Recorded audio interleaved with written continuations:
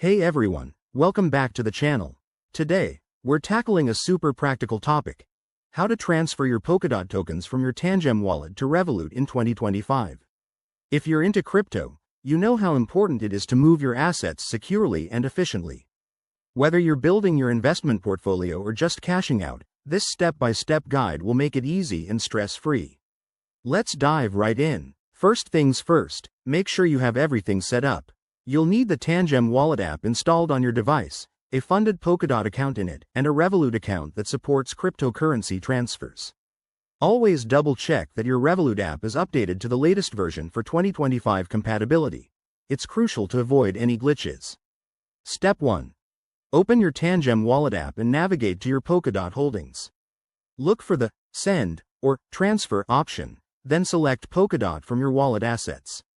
You'll need to enter the amount you want to transfer, but remember to leave a little extra for network fees to ensure the transaction goes through smoothly. Next, head over to Revolut. In the app, go to the Crypto section and select Add Funds or Receive Crypto. This will generate a unique Polkadot wallet address for Revolut. Copy this address carefully, as it's your key to a successful transfer. Now, back in Tangem Wallet, paste the Revolut address into the recipient field.